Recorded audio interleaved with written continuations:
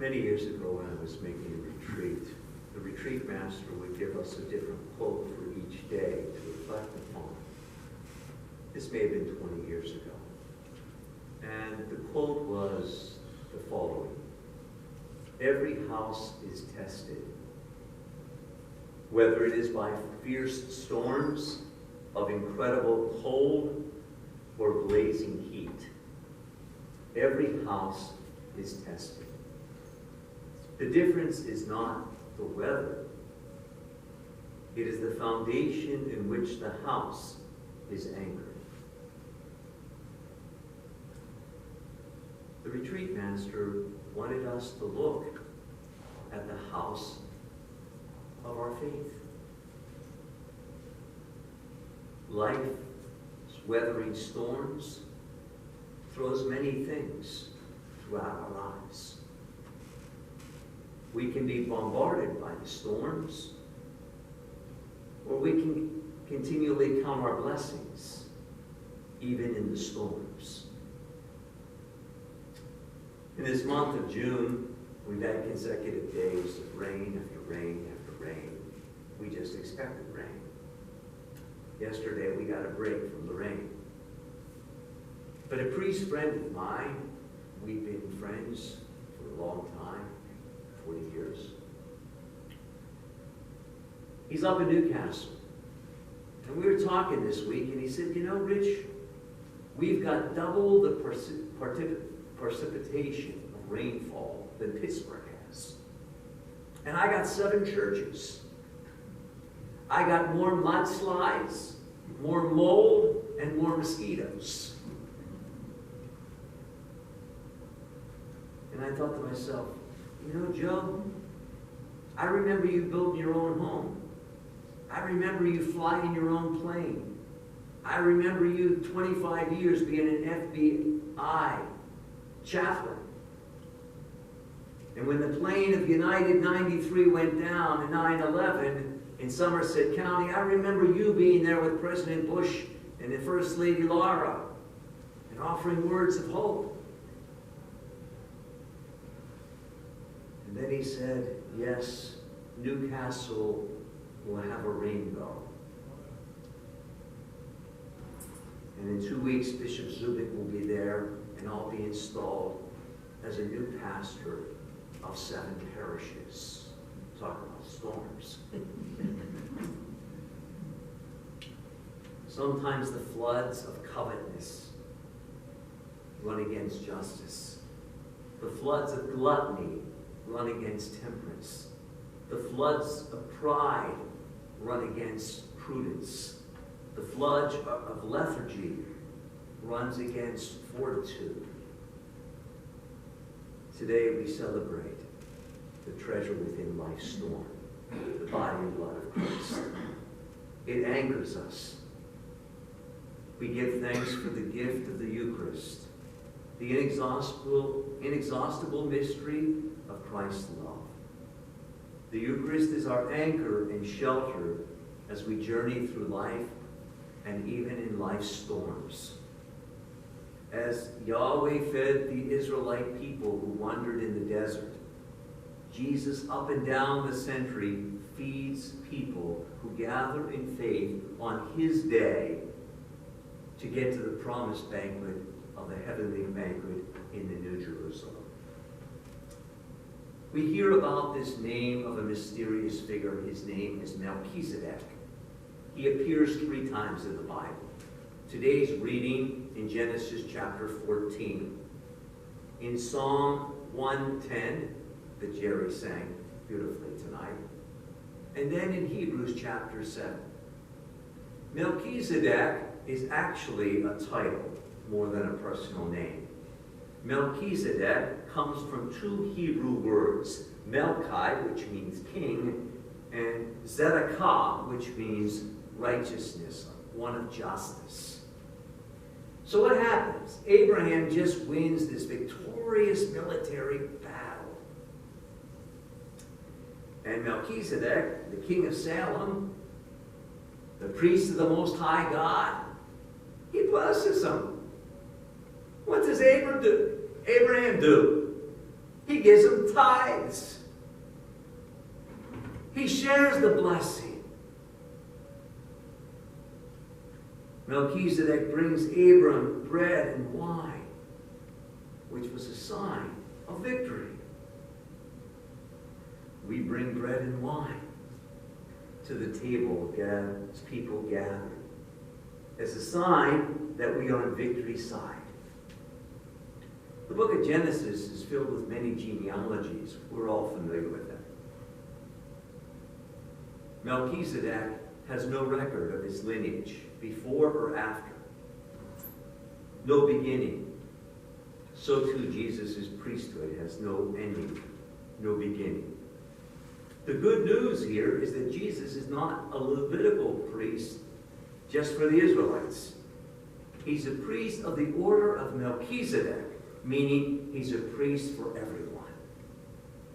Oh, I'm a priest for Catholics, I'm a priest for the Lutherans, I'm a priest for the Jews here as a hospital chaplain? Yes.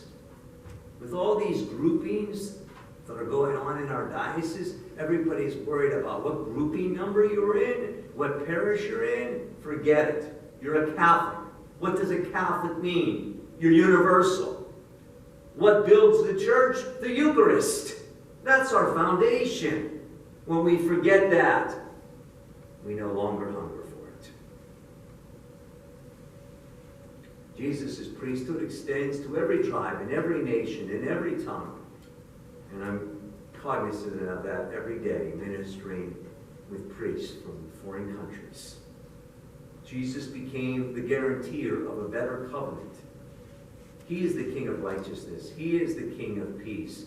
He is the King of love who rules and reigns over our lives. He's the King because he wants to bring unity and peace to our world, and to our hearts, and to our families, and to our lives. Even when, at times, we go to war. Jesus, our priest, he sacrificed his own life on the cross to sum up all the human sacrifices. But if our life is not a life of sacrifice, we cannot confer blessing of love. Now, Jesus goes off for a little R&R. Guess what? The crowd of 5,000 goes after him. Well, the disciples want to be dismissive. We don't have anything for you. And Jesus sees them continuing to approach. And they said, well, our provisions are very small. We only have 5 loaves, which was representative of the 5 first books of the Bible, the Torah: Genesis, Exodus, Leviticus, Numbers, and Deuteronomy. That was the staple that nourishes every Jew. If you go to a synagogue today, that's what they read from, the Torah. It's the nourishment. It feeds our soul.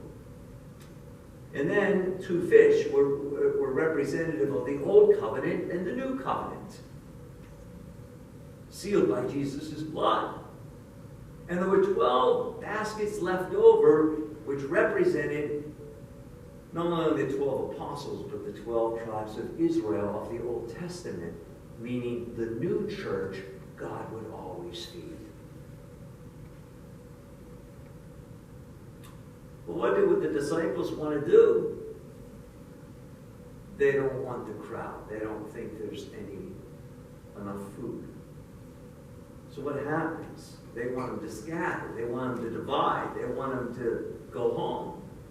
What's Jesus want to do? Unite them and feed them and heal them and reconcile them. Why do we come to Mass, friends? Because Jesus, our King and our priest, wants to feed his people. You've got to have a God hunger to be fed. And sometimes the world starves us away from our deepest hunger. Next week, I'll bid the ordination of 4 new men to the priesthood at St. Paul's Cathedral at 10 o'clock, Bishop Zubik. It's a great cause for joy in the church to renew ourselves in the mission of Jesus Christ. The rite of the ordination of a priest is sublime. That's the only word I could use. if you've never been to one. It's very rich in symbols. It's powerful in rituals. It's stirring in song as the priests lie prostrate and the litany of all the saints are invoked. And the priests get robed with stoles and chasuble as signs of their office.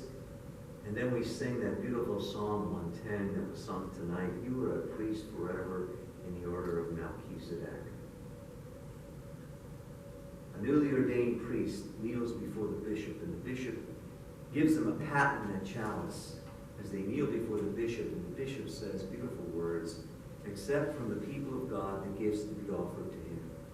Know what you are doing, imitate the mystery that you celebrate, and model your life on the mystery of the Lord's cross. Those words stung my heart 31 years ago, and they sting my heart today. When you ordain a priest, you are ordained to an order of presbyteries. You're collaborators with the bishop. The bishop is a sign and a symbol of Christ's high priesthood in the Diocese of Pittsburgh. A priest pledges his obedience and trust to the bishop and his successors, and that they would be of service for the needs of God's people wherever they need you. That's where you're to feed. Not your own interest, not your own preference, not your own liking, not your own flock. Pope John Paul II said, there can be no Eucharist without the priesthood, just as there can be no priesthood without the Eucharist. The high point of my life each day is to celebrate the Mass, because there's a God hunger in all of us. We can try to fill it with other things. They're fleeting, and eventually they're sandy. The sands of time, they will erode. The Eucharist is our greatest gift as Catholics. It's our richest blessing. It is our most cherished treasure. There is nothing, I believe, in the Christian life that compares to the Eucharist. Why did you come to Mass? To receive Jesus in the Eucharist. Is that enough? St. John Vianney said, without the Holy Eucharist, there would be no happiness in this world, and life would be unbearable. Jesus the King gathers us today as his people to feed us and to pray for us. At every Mass, we commune with Jesus, the priest of Melchizedek, the King of righteousness, and the priest who wants to confer peace on the world. If the Eucharist is the center of our life, we are living in a house of faith. And no matter what weather comes or life throws at us in life, we will be resilient. How well is your house of faith holding up right now?